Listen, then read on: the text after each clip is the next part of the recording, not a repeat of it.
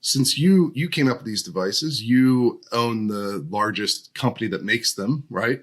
Can you give us a little insight into how many there are? There's sort of a very wide range of estimates out there. The ATF initially said 3 to 7 million. Now they're in the final rule. They're sort of saying it's probably closer to 3. You have the Congressional Research Service saying there's 10 to 40 million. That's obviously a massive difference. In your opinion, as somebody who's produced, I believe, millions of these devices, like how many are really out there? Yeah, I mean, so I can only speak about what I do. There are several other brace manufacturers that are out there, and obviously some of them have worked through us. Some of them have come up with their own ideas.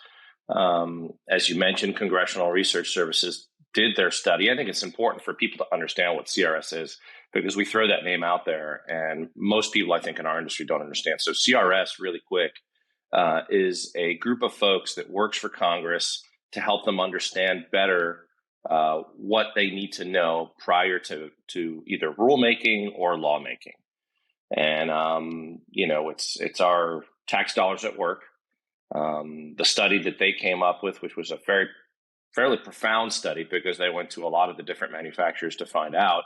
And they went through, I believe they went through some of the numbers that NSSF had as well, looking at caliber and type of pistols that were sold between 2012, which is when I came up with the product, and when the CRS study came out, which I think was about 2 years ago, if I'm not mistaken. Essentially, their number obviously was 10 to 40 million. Now, a lot of people ask me directly, how many have you sold? And that's one of those things that as a company owner, we don't divulge those numbers. What I can tell you that the number 10 million is certainly a correct number. I don't know how many braces other people have sold, but I'm guessing more or less, but the number is north of 10 million. Is it 40 million? Possibly. It could possibly get up to that. But the reason they got to that number, remember, is by going through type of firearm, caliber, and by that I think they look at like pistol, and then they look at like rifle caliber, so 5.56. But then it's tough to see, like even there's a lot of 9, 45, 10 pistol caliber carbines that are around. So the number could be far north of 10 million. Okay. And so from your point of view, with your experience in the industry, you think the number's at least 10 million. Yeah. I mean, think of it this way. And, I'm not a big fan of ATF, but they're trying to make a point by all of this. All right. And obviously when somebody tries to make a point, if they're intellectually honest, they look at certain things. I don't think that ATF is intellectually honest about this. I think they have an agenda. And therefore, I think what they're trying to do is to point at the smallest number so that they could make their point that it's not going to have the effect that all of us are talking about. So, but again, let's use their numbers. What are they saying? 7 million now? 3 million? 5 million? I mean, I've seen a few of them get tossed around like as if it was really nothing. That's still a lot of braces out there, even if you use their numbers.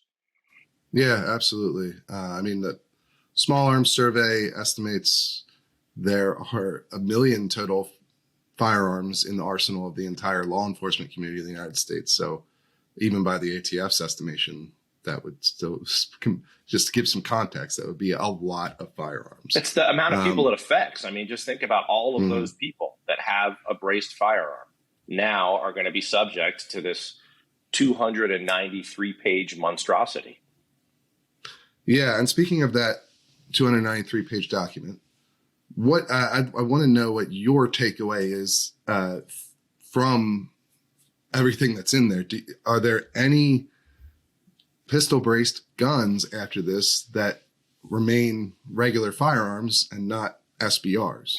So that is the question, Steve. I mean, essentially, we remember what they came out with, and what they came out with when they first presented this rule was the point system, and they gave you, if you had a certain amount of points, you were okay. If you didn't have a certain amount of points, you were not okay.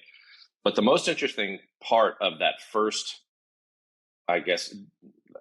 ruling that they came out with, not this last one that's 293 pages. The draft. The draft was that there was at least one dispositive ruling, which means it was a way that you can get to a brace that was approved. And what they used was our SB Mini.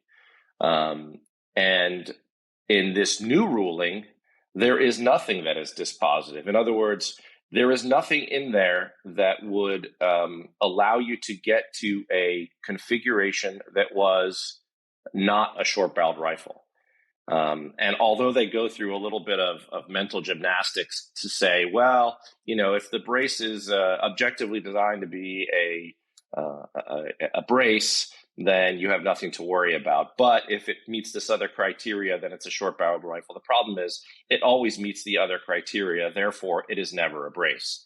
And one of the things that I remember reading it. I've been reading it, not the whole thing because it's 293 pages, but I've been going over it since Friday.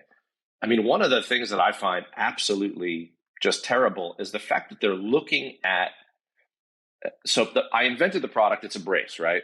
So you would think that the most important thing that the ATF would be looking at is, how does it function as a brace? That is the essence of what it is. It's what it was designed for. It's what thousands of people use it for, maybe not millions, but thousands of people use it that way. The first thing that they look at is, how can it be used as a stock?